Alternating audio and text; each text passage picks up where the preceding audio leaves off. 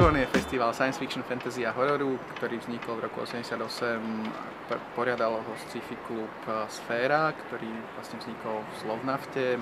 Dnes festival navštívujú bežní ľudia, nielen tí fanúšikovia, alebo fanúšikov môže byť pár stoviek. A predsa len sem chodia rôzne vekové kategórie, starší, mladší, pozerajú filmy, chodia na prednášky, pozerajú workshopy, či už literárne alebo výtvarné. Vlastne chodia sa sem baviť, niečo sa naučiť, niečom si zasúťažiť, keď sú kreatívni a to je naše poslanie, takže stala sa z toho taká malá oslava týchto žánrov. Fantázia to začala robiť to prebrala po nejakej inej partii ľudí. Bolo to fajn, lebo tam bolo kopec ľudí, ktorí práve toto mali radi a dalo sa s nimi dobre pokecať, bola to podobná taká nejaká tá krv. O tom to bolo to o zábave, vtedy to nebola ani tak nejak práca. Dneska sa to dá nazvať prácou, lebo je to práve v tom už rozmere, je to veľa starostí, veľa námahy a potu a driny.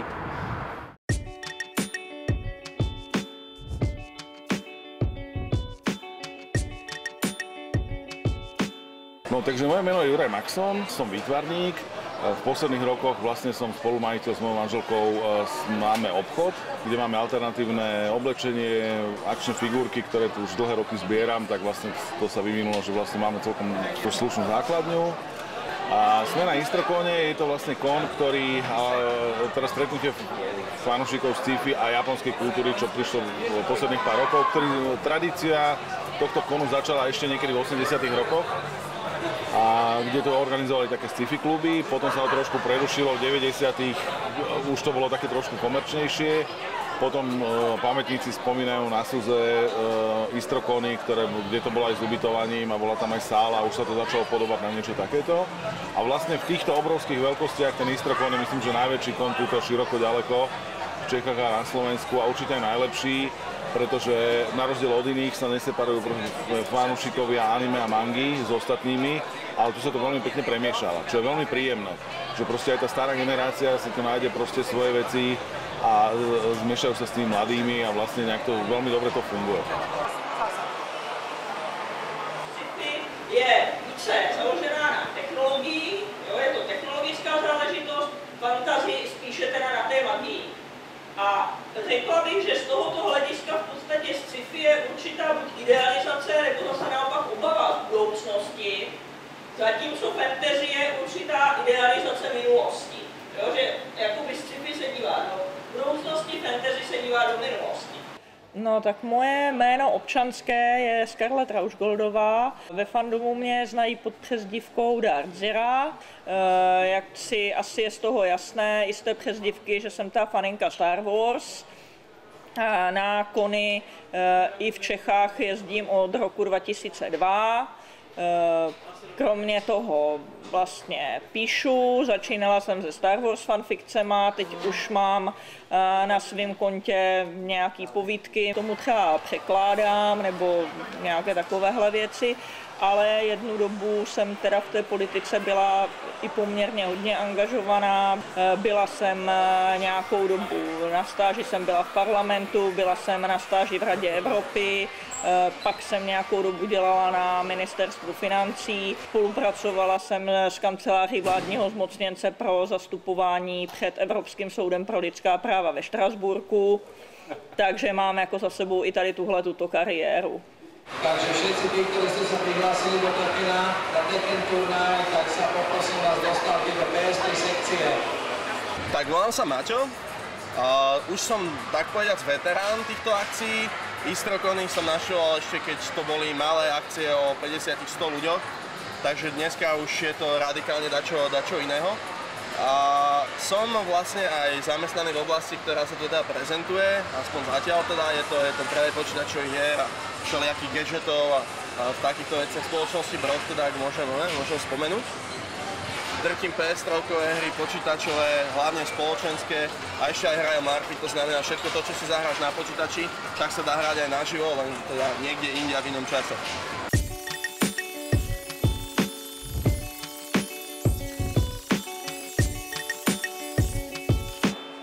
No, to je hodně složitá otázka, jak vlastně někomu, kdo se o tyto věci vůbec nezajímá, to přiblížit, co to je. V zásade je to taký ako vstup do iného sveta. keď má dostatočne otvorenú myseľ, tak myslím si, že každý si to nájde. Decka si môžu zahrať hore na počítačoch, na tých konzolách, rôzne hry aj najnovšie. Takže je to naozaj podľa mňa pre celú rodinu. Akorát, že holdno nie je to nejaké to nákupné stredisko, kde sa človek poprechádza, aby ho videli. To je to skorej o to, aby získal nejaký dobrý zážitok, taký, ktorý inde nezažil.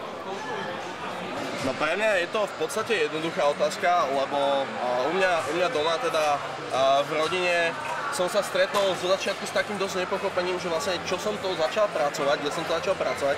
Takže ako vysvetľovať rodinným príslušníkom bol u mňa základ. Plus teda profesionálne zameranie u mňa je predávač, takže je hodne pravidelné u mňa vysvetľovať ľuďom, ktorí vlastne nepoznajú tieto veci, že o čo ide. A najlepšie tým ľuďom sa to ukazuje práve na tej zábave, ktorá sa deje pomimo túto budovu. Hej, že pozrite, kostýmy, ľudia sa tu bavia, ľudia sa stretávajú, hrajú sa všelijaké divné hry. Maminy, keď vidia túto tie tancovačky, hneď si spomenú na fitness. Proste ide o to každému to priblížiť na tú úroveň, že nie je to, ja neviem, o tom, že hrajeme tam nejaké podivné doskovky celé 3 dní, ale proste je to rodinná zábava, kde môžete prísť s deťmi a tú doskovku si zahrať, hej. Neviem, máte tu fitnessko, hej, nie je to o tom čume do telky a proste 4 hodiny tam niečo mačkať a tak, ale prísť si na 20 minút vypotiť 2 kg a zatancovať si nejakú novú hru. Čiže dovolím si povedať, že každý by si to dokázal nájsť to svoje, len treba mu vedieť povedať, že je to tu. Že naozaj sa to tu nájde. Sami ste videli, že toho je tu fakt veľa, len sa proste treba popýtať, treba sa pozrieť a hlavne sa tam dostať. To väčšinou býva problém.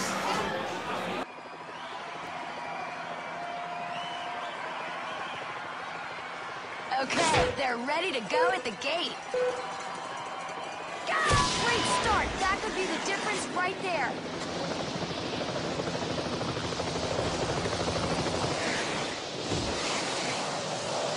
Uh-oh, their first gate miss. Getting ready to jump. Split time shows up. All right, rockets off that one. Through the tunnel and into the drop. Through 5 consecutive gates.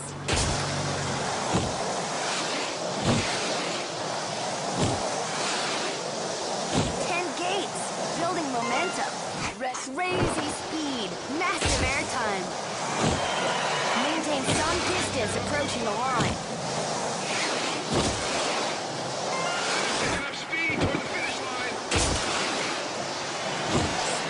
Tá mladšia generácia, oni sú skôr tak zvyknutí už chodiť v tých kostýmoch a povedzme, je to aj dobré, že ich vidno viac, lebo to ozvláštňuje ten festival, predsa len sa ma tu pýtali niektorí novinári, že či je to nejaký akože zvláštny úkaz, že každý je tu v kostýme.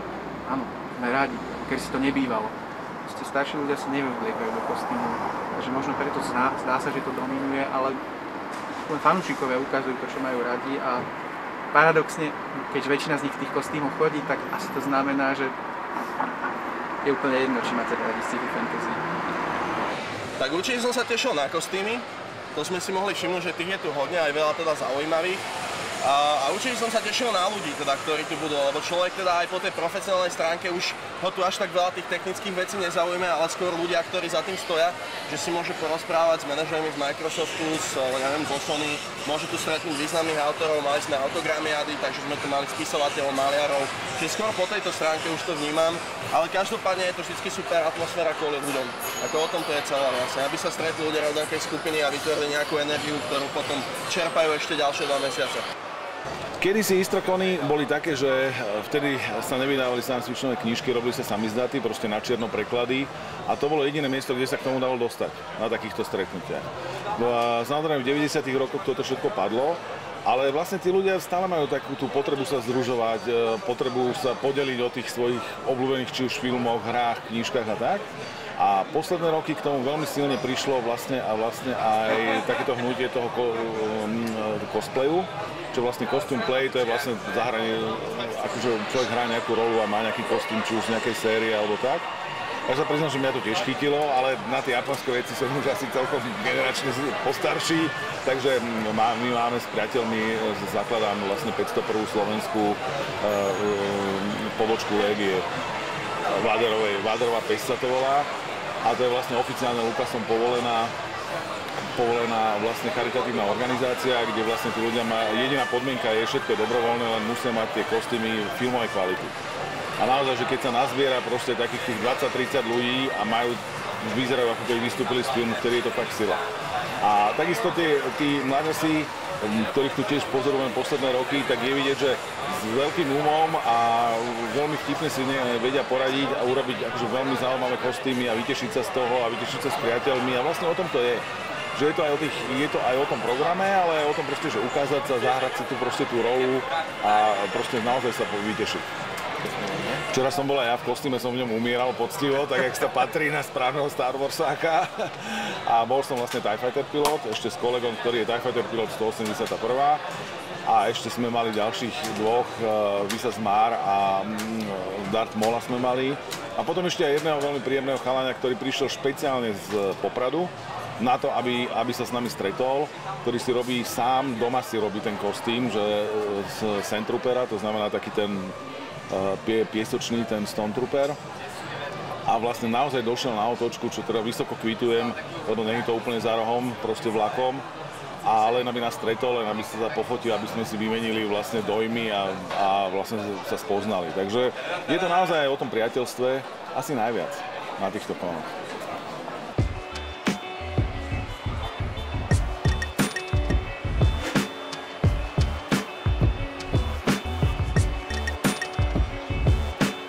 Takto, keď ja som došiel medzi tých fanúšikov anime, tak my sme boli z takých dvoch rôznych svetov, ako mali sme radi tieto veci, ale mnohokrát boli tam takí rôzni asociáli a takí rôzni iní ľudia. Keď sa na to pozriem dnes, tak môžu byť nejaké decká, ktoré sú iné.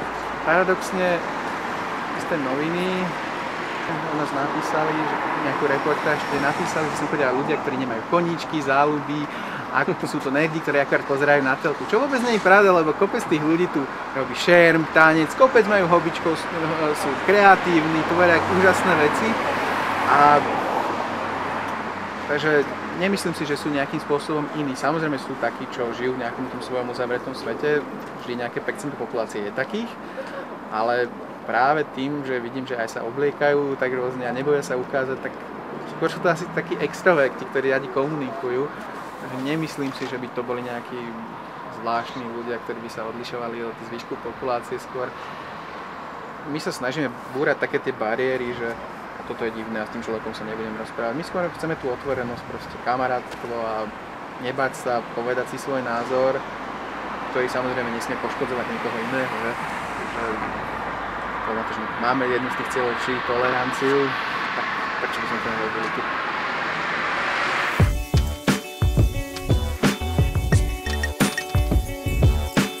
No, ono, jako obecně lidi vždycky mají tendenci mít předsudky, jo, to je taková nějaká přirozená lidská jako xenofobie, nebo v podstatě xenofobie, že fobie je strach, takže obava z čehokoliv cizího, z čehokoliv, co jako je nějaký divný, čemu já nerozumím. Jako na straně jedné je to do určité míry přirozené, na straně druhé mě svým způsobem vadí, že určitou teda jinakost nebo určitá jinakost je považovaná za nějakou takovou košer, ale když někdo kvůli tomu, že je fanoušek Star Treku, by chtěl chodit do práce v uniformě Federace, tak ten je divnej. Jo, na toho zavoláme psychiatra. Tak jako podle mě takovýto člověk je svým způsobem cvok. A není o nic menší nebo větší cvok, než když tady teda někdo pobíhá přestrojený za Naruta. Podle mě je to úplně stejná kategorie cvoků. Proč by se za to měl jako člověk stydět? Na tom přece jako není nic špatného. Podle mě špatné je, když teda někdo krade nebo vraždí nebo podvádí, ale jako stydět se za to, jaké já nevím, filmy nebo knížky se mi líbí.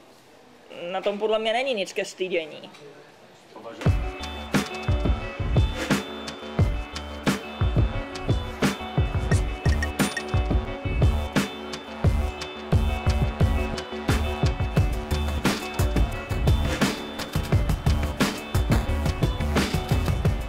Dôvod, ak si kvôli tomu by som sem fakt neprišiel, tak to by bol dôvod, že tu nemám jediného človeka, ktorého by som poznal.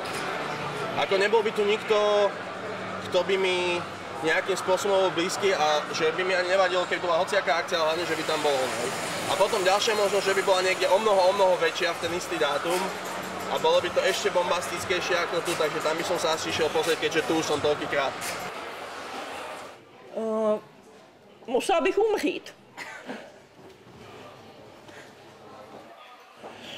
Nebo takhle, aby je nepřišla na žádný kon, tak to musím umřít, a aby je nepřišla na tento konkrétní kon, tak to by musela být nějak těžce nemocná, kdybych si musela třeba zlámat obě dvě nohy, nebo mít 40 horečku, nebo prostě něco takového. No tak je to dosť jednoduché, no keby ma odvelili s TIE Fighterom niekde na Tatooine, tak by som aj tak dezertoval a prišiel. Alebo samozrejme už keby som to mal za sebou, hej, že by som mal 2 metre pod zemou, tak by som došiel aspoň ako duch, hej. A proste hovorím, je to neopakovateľné, je to zážitok, ktorý sa proste vymýka bežnému životu.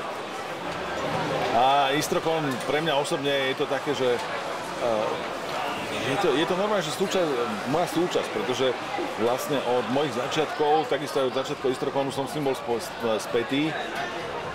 Jednu dobu som aj spoluorganizovával a keď môžem teraz, tak ja som spravím nejakú prednášku o takých nejakých zaujímavých veciach, či už o filmoch, o trikoch, alebo proste výtvarné prednášky.